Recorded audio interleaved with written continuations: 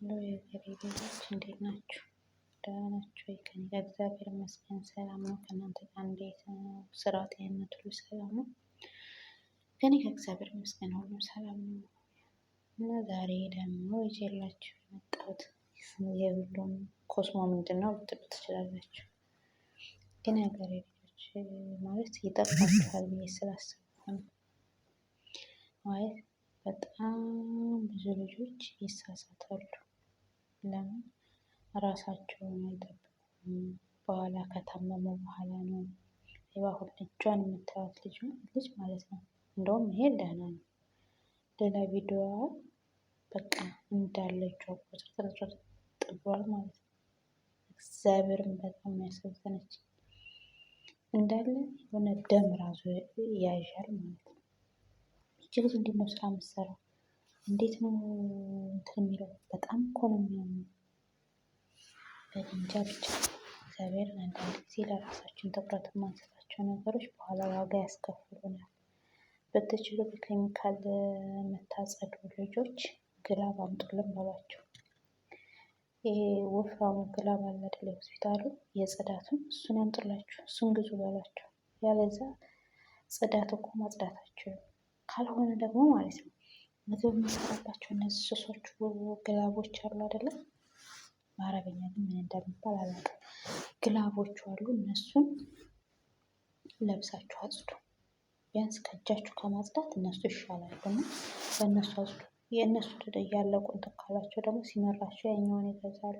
ስለዚህ በዛ አጽዱ። በገንዘባችሁ ደግሞ ቢሆንም ብራችሁን ሰጥታችሁ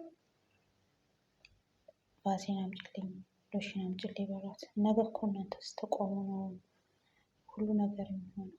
እናንተ እንደዚህ እኮ ናችሁ። እንዴት ነው የሚሰሩት? በዛ ላይ እዚህ እጇ ላይ ራሱ የሚገቡ ጀርሞችስ እጃችን ተበክሎ እንደዚህ አንዲት ቁስል እንኳን እዛ ላይ የሆነ ነገር ሲቆርጠን እንዴት ነው የሚያምን?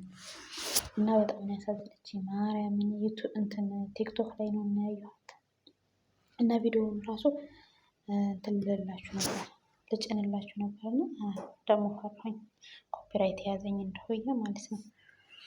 እና ብቻ ይሄኛው እንደውም ዝም ብዬ ነው በቃ እንጂ ያኛውን ብታዩት በጣም የምታሳዝነው ልጅቱ። በቃ ያላየናቸው ቤቱ ይቁጠሩ እየፈሩ የተቀመጡ ማለት ነው። ይሄ ምንም አያስፈራም። ራሳችሁን በራሳችሁ በብራችሁ እነሱን ግዙልኝ ሳይሆን በዚህ ይሄን ግዙልኝ ወይም ደግሞ ሱቅ መሄድ ፈልጋለሁ ብላችሁ የሚያስፈልጋችሁን ነገር ገዝታችሁ የምትወሩ። አሁን ለምሳሌ ቫዝሊን ተቀብታችሁ ስራ ብትሰሩ መሸቶ ቫዝሊን ከሆነ ወደ ምግብም አይሄድም፣ እቃውም ላይ አያርፍም። እንደውም ውሃው ወዴት ነው? ወደ ቫዝሊኑ ላይ ስለሆነ እጃችሁን ቆዳውን እንዳለ ኬሚካሉ ምክንያቱም አያገኘም። ስለዚህ ደግሞ ይሄ አሰስያ ምናምን የሌለባቸው ልጆች ራሱ ስትአጥቡ ክሎሬክሱ ላይ ሎሚ ያድርጉበት። ያ ቆንጆ ነው ማለት እቃው የምታጥቡበት እቃ ላይ ሎሚ ያድርጉበት። ግን አለርጂክ ያለባቸው ልጆች ባትጠቀሙት እመክራችኋለሁ። ካለባችሁ ግን ምርጥ ነው። እጃችሁ ደስ ነው የሚለው።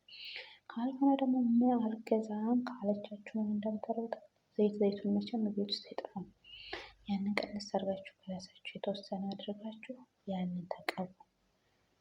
በቃ የሆነ ነገር መፍትሄ መፈለግ ነው እንጂ የለኝም ብላችሁ አትቀመጡ። እንደ የምግብ ዘይትም እኮ ሊሆን ይችላል። ለምቻችን ወዝ ስለሚፈልግ ድርቀት ስለሚያጠቃው እኮ ነው እንደዚህ የሚሰነጣጠቀው።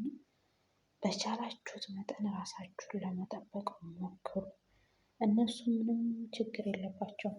ነገ በሽተኛ ከሆነ ሌላዋን ያመጣሉ። እኛ እናስፈልጋቸውም። እኔ ሴትዮዋ እኔ እንዴት አይነት ህሊና አምሯት ነው ግን ይሄን እያየች ራሱ ዝም ያለቻት? በጣም ነው የገረመኝ። ማርያምን እንደው አንዳንድ ጊዜ ወይኔ በቃ ብቻ ከባድ ነው። በጣም ነው ያሳዘነች። በቃ ቪዲዮውን ሳየው አሳዘነችኝ። እናንተ አትፍሩ፣ ብራችሁን ስጧት፣ ግዢ እንዲበሉ ወይም ሱቅ ሰጪ ይበሉ። አንዴ እኮ የሚያስፈልጋችሁን ነገር ማለት ነው 200 ሪያልም ወይ 200 ድርሃምም ከመደባችሁ አንዴ ተለቅ ያለውን ነገር ትገዙና ለብዙ ጊዜ ነው የሚሆናችሁ ለአንድ ሰው። ኧረ እንኳን 200 ሪያል ከዛስ በላይ ብታወጡ ይሻላል እኮ የሀገሬ ልጆች እጃችሁን እንደዚህ ስንትን ከሚል ማለት ነው። እና የሀገሬ ልጆች ሰብስክራይብ አድርጉኝ፣ ላይክ አድርጉ፣ ኮሜንት አድርጉልኝ፣ አበረታቱኝ። እሺ በተረፈ ደግሞ በአሪፍ ቪዲዮ እስከምንገናኝ ድረስ ቻው፣ እወዳችኋለሁ።